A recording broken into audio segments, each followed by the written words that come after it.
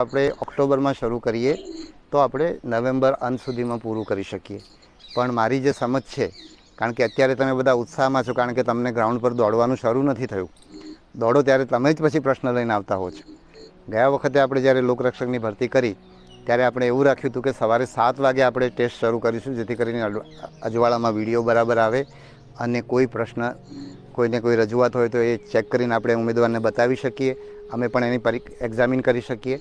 પણ ઉમેદવારો ખૂબ જ વહેલા આવી જતા હતા અને મારા પોલીસ અધિકારીઓ કે અધિકારીઓ કર્મચારીઓ જેમણે ગ્રાઉન્ડ ઉપર કામ કર્યું છે એને મારે ખાસ દાદ આપવી જોઈએ કે એમણે આખી પ્રક્રિયા બહુ વહેલી શરૂ કરી અને 7 વાગ્યાના બદલે અંધારામાં એમણે એ પ્રમાણે લાઇટિંગ ગોઠવ્યું, જેથી કરીને વિડીયો બરાબર આવે અને સાથે સાથે બહુ પરીક્ષા વહેલી શરૂ થઈ જાય.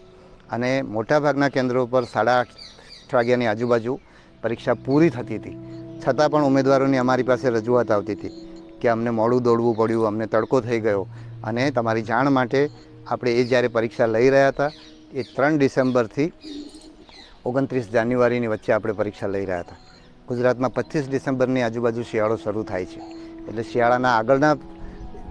શિયાળો પીક ઉપર હોય છે. 25 જાન્યુઆરીએ કાશ્મીરમાં અને ત્યાં બધે બરફ વરસતો હોય છે, ત્યાં વખતે ગુજરાતમાં સૌથી વધારે ઠંડી ત્યારે શરૂ થાય છે.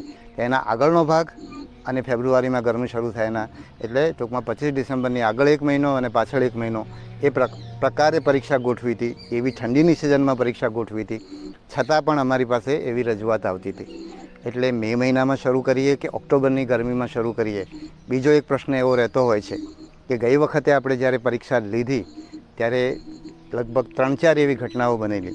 એક કિસ્સાની અંદર એક ઉમેદવાર, મને ખ્યાલ છે ત્યાં સુધી મૃત્યુ થયું હતું એનું, અને બીજા 2-3 કિસ્સાની અંદર હાર્ટની સિરિયસ ટ્રબલ થઈ હતી ને આપણે એમને તરત જ હોસ્પિટલમાં લઈ ગયા અને એમને આપણે બચાવી શક્યા.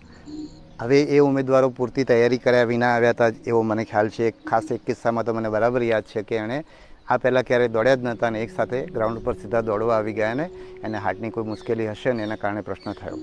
પણ આવું જો ગરમીના સમયમાં આપણે કરવા જઈએ તો આ મુશ્કેલીઓ વધી શકે અને કોઈનો જીવ ના જાય એની આપણે કાળજી રાખવી પડે.